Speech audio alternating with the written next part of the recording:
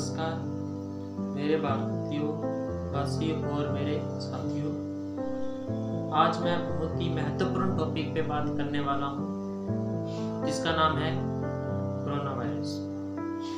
आप सभी जानते हैं कि कोरोना वायरस ने एक बहुत बड़ी महामारी का रूप ले लिया है और 2.5 लाख से ज़्यादा लोगों को प्रभावित कर चुका है।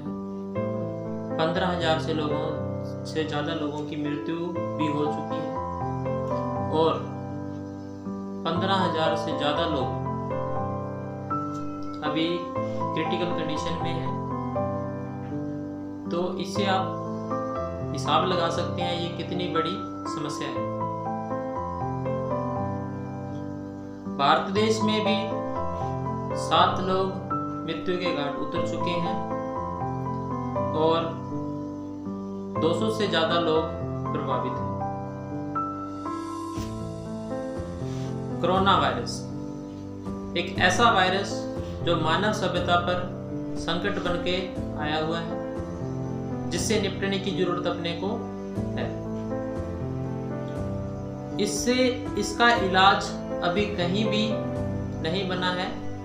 हालांकि कई देशों ने दावा किया है कि हमने वैक्सीन बना ली है, हमने इसकी दवाई बना ली है, लेकिन अभी वो वैक्सीन या वो दवाई इंसान पे टेस्ट नहीं की गई है और वो दवाई या वैक्सीन सबसे पहले चूहों पर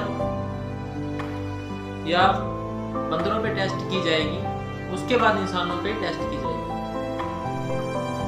तो इस हिसाब से ये जो दवाई है या वैक्सीन है कोरोना वायरस की, अपने पास 2 या 3 महीनों पर इंसान के इलाज के लिए उपलब्ध हो पाएगी और बहुत बड़ी मात्रा में इसकी अपने को आवश्यकता है। तो पहली बात तो ये अपने ऐसा कोई काम ना ही करें कि अपने को वैक्सीन या ना अपने को किसी प्रकार की वैक्सीन या उस दवाई की जरूरत पड़े। तो इससे बचा कैसे जा सकता है? इससे बचा एक ही तरीके से जा सकता है कि जहाँ पे भीड़ भाड़ हो वहाँ पे जाने से बचा जाए और अपने हाथों को समय समय पर धोते रहें और घर पर सैनिटाइजर यूज करें और घर पर अगर फिनाइल या केमिकल होते हैं कई तरह के, उससे अपने घर को साफ रखें। यह बहुत जरूरी है। और घर पर कोई व्यक्ति आए उसे हैंडशेक ना करें। भारतीय संस्कृति का पालन करते हुए उनको नमस्ते ही बुलाएं और थोड़ा दूर ही रहें।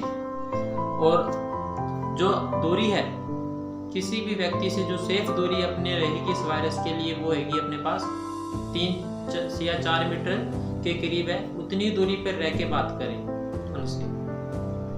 और कोई भी व्यक्ति अगर घर पे आता है तो सबसे पहले अगर पॉसिबल हो तो हाथ धुलवा के ही और सैनिटाइजर से हाथ को साफ करके ही घर पर लेके आए,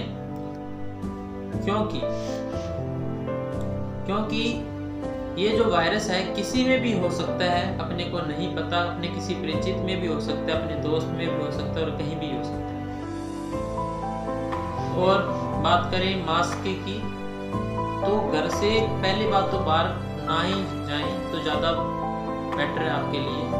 लेकिन अगर आपको बहुत ज़्यादा ज़रूरी काम है, आपको अगर किसी प्रकार की दवाई लेनी है या किसी प्रकार का आपको घर के लिए आवश्यक चीज़ चाहिए आपको, तो ही घर से बाहर निकलें। और मास्क N95 ही यूज़ करें, ये आपके लिए काफ़ी ज़रूरी है। N95 होता है 5 माइक्रोन से जो बड़े पार्टिकल्स को ये रोक सकता है। उसे ज़्यादा यूज़ करने की ज़रूरत नहीं है, आपको ज़्यादा पैनिक होने की ज़्यादा ज़रूरत नहीं है। और भारत सरकार के द्वारा 22 तारीख को जनता कर्फ्यू जो रखा गया है उसका पालन करें। ये आपके लिए और आपके समाज के लिए और आपके परिवार के लिए भी काफ़ी महत्वपूर्ण है और सुरक्षित है। अगर आप ऐसा नहीं करते तो आपको भी नुकसान है और उस देश को भी नुकसान है, क्योंकि आपकी जरूरत इस देश को है। और बात करते हैं अपने, तो आप सब जानते हैं कि यूनिवर्सिटी और बोर्ड के द्वारा कई परीक्षाओं को पोस्टपोन कर दिया गया है। तो विद्यार्थियों को घबराने की जरूरत नहीं है, उनकी परीक्षाएं रद्द नहीं हुई है। परीक्षाएं अवश्य होंगी उनकी, लेकिन थोड़े समय बाद होंगी।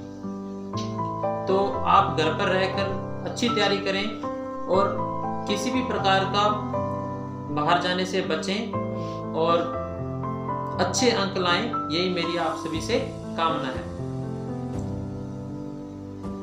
और बात करते हैं अपने कि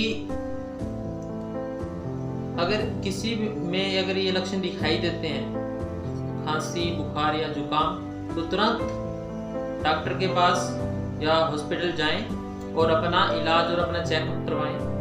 अगर आप में इस प्रकार के कोई लक्षण दिखाई देते हैं तो आप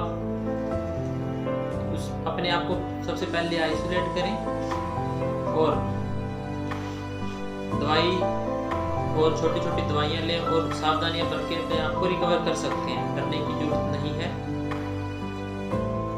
और अगर बहुत महत्वपूर्ण बात यह है कि कोई व्यक्ति विदेश से आता है तो आप उसकी सूचना भारत सरकार को जरूर दें, नजदीकी पुलिस स्टेशन या हॉस्पिटल में जरूर दें। अगर वह व्यक्ति सुरक्षित है और उसमें किसी प्रकार के कोई भी लक्षण नहीं है, उसकी जो कोरोना जो अपने पास रिपोर्ट आती है अपने पास वो नेगेटिव ही है, तो फिर उससे ग्रीटिंग करें। ग्रीटिंग आप उससे गले मिलके ना करें और भारतीय संस्कृति का पालन करते हुए नमस्ते ही आपके लिए उपयुक्त है। अगर ऐसा कोई व्यक्ति जो विदेश से आया है और हॉस्पिटल नहीं जा रहा, तभी आप ऐसा करें, नहीं तो सबसे पहले उसी को बताएं, फिर वो अपना इलाज या अपना चेकअप करवाएगा। ये इसलिए जरूरी है क्योंकि भारत देश ने भी काफी सतर्कता रखते हुए, जागरूकता रखते हुए चाइना से लगने वाला सारा बॉर्डर सील कर दिया था। उससे सभी प्रकार का आयात निर्यात थोड़े समय के लिए बंद कर दिया है ताकि किसी भी प्रकार का भारत देश में संकट ना आए।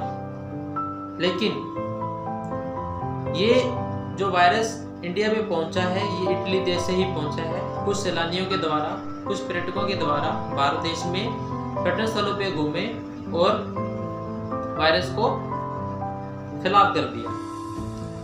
अभी भारत देश में स्थिति कंट्रोल में है, डरने की जरूरत बिल्कुल भी नहीं है।